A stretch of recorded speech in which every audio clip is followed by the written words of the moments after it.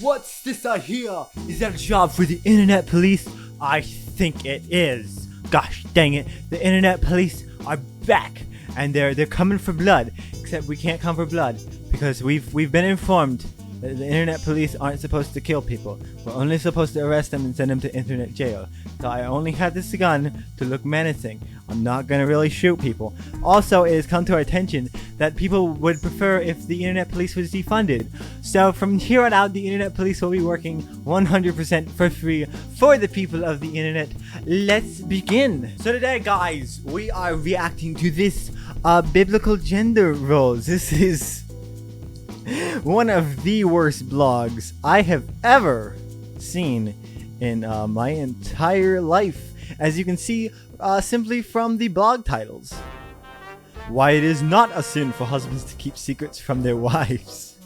It's okay, it's husband, he's supposed to keep secrets. He having an affair, it's okay, he's the husband, he's in charge. 7 steps to grooming your young Christian wife. That's not okay, guys. Should a father give up his career for his children? Spoiler alert, he says no, but I think he's a little dumb. A man's career is a defining aspect of his masculinity. Oh no, if I don't have a job, how will I be a man? Was this guy abused? Was he bullied as a kid? Okay, let's check out some of his other blogs. Let's check out biblical sexology. The difference between premarital sex and pre-wedding sex. I'm glad we had to specify those. I was pretty sure they were the same thing, but whatever. Why Christian wives should fake it. What? Should I fake having sexual pleasure with my husband? This is a question a lot of Christian wives ask. Is lying always wrong for a Christian? I remember reading a book many years ago by Josh McDowell and Norm Geisler called Love is Always Right. These two men were some of my favorite authors growing up because they were not afraid to tackle tough questions. Lying is not always wrong in God's eyes, in the same way that killing is not always wrong. Forget internet jail. This guy's going to regular jail. It's okay to murder. It's okay because God loves murder. He committed mass genocide. He loves murder. It's great. Okay, so if lying is not always wrong, should a woman fake it with her husband? The answer is yes. But it really is yes most of the time. That's the same thing. They're both just as bad. When to fake it. Okay, here's when to fake it. He's like 2 examples of when not to fake it. It's just when it's in pain, it's abnormal. Like a little bit of pain is okay, but not abnormal pain. If he's being, I'm glad he at least did the bare bones here. Every time you have sex and are not genuinely feeling sexual pleasure from your husband, and it is not for the 2 reasons I mentioned above, you should fake it. This guy is an absolute prick. Okay, here we go. Here's him justifying it. Why should I have to fake it? When many Christians' wives ask, if I give him sex, that should be enough. I should not have to give him sex and also pretend to like it. That is ridiculous. Do we think it is ridiculous when a retail salesperson puts on a fake smile and fakes enthusiasm to sell their products to customers even if they really are having a bad day? I mean, kind of. I mean, in a perfect world, you wouldn't have to do that. But everyone expects so much from retail workers. Is this guy just a male Karen? Is that what we're getting at? This guy, I think this guy's wife just told him that he's not good in bed. And now this is just him. This is him venting. This is this guy's only way of like getting out there in the world. Like, guys, my wife, she said I'm not good in bed. She should have faked it. Why? His poor kids.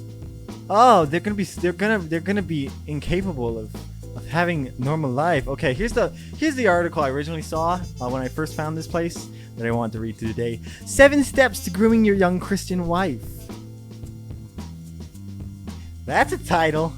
This guy, I hate to say it, but he's going straight to hell, all the way to the boiler room. I mean, I don't like to tell people what's right and wrong. Like I don't like telling people what's right for them, what's wrong for them, whatever. It's what I don't care. But in this case, yeah, he's going straight down. There's no saving this guy. I have read your site for some time, but this is my first time writing to you. My wife and I have been married a year. She's 18 and I am 24. Now I'm trying to get my wife to follow her role as I begin to assume my role as leader. I am 6 years older than her, but that seems to just make it worse. She keeps saying, "You're not my father." She was raised in a strict family, and I guess she thinks now that she's married, she's free from all authority. I have recently put both of us on a budget. I have created a budget and I keep my side, but she keeps overspending on hers. I read your article on 7 ways to discipline your wife, and you recommend taking away her credit debit card. I know I could do this, but in my view, it should be the last option. I am considering starting spanking her. I have mentioned it to her, not on the budget, but in general, and she is against it. She thinks spanking is treating her like a child. Dear wife of this person, divorce! I don't want to tell you what to do, but in this case, I think this guy is, if not physically abusive, definitely on the verge of emotional abuse and mental abuse. So, screw this guy. You need out from the actual article. Grooming is sinful in humanism, but sacred in the Bible. How to switch religions. Humanists see grooming as one person conditioning another person to allow them or someone else to abuse them. That's literally what this guy wants to do. Are we gonna just go ahead and are we gonna justify this? We're really going for it. He's really going for it. This guy's just all the way in, and there's nothing you can do for him. All right, here we go. Important prerequisites to grooming your young bride. Prerequisite number 1, you and your young bride must both be believers. While there are certainly unbiblical and worldly ways to groom a young bride for her husband, the steps given in this guide are based upon the biblical view of marriage as God designed it. Well, that's your first problem. Prerequisite number 2, you and your wife need to be biblicist Christians. There are 2 kinds of Christians today, humanist Christians and biblicists. There's 3 actually. I'm just gonna simplify every Christian in the world down to 2 people. The people who disagree with me are all the way bad, and people who agree with me, we're the good ones. We're perfect. Like, I understand a lot of what this guy's doing is just taking the Bible literally, and you guys know how I feel about that. Like, I feel like it's just a danger to all parts of life, because it allows you to justify some pretty terrible things that we're seeing here. But you're saying, oh, I'm just following the Bible. And that's why I feel like people should first and foremost listen to their own reasoning. Because gosh dang it, otherwise you're gonna end up like this, being like, if you take the Bible 100% and don't ask your own questions, you're gonna be in a weird situation. You're gonna come off like this guy. Hold your wife into a glorious wife you want her to be. It's called an abusive relationship, bros. Here's his favorite thing. Okay. I used to be against the wife spanking. Then I was neutral to it, as I could see no condemnation of it in the Bible. And now, over the last couple of years, I come to see it as the most effective tool a husband can use in his role as a human instrument of sanctification in the life of his wife.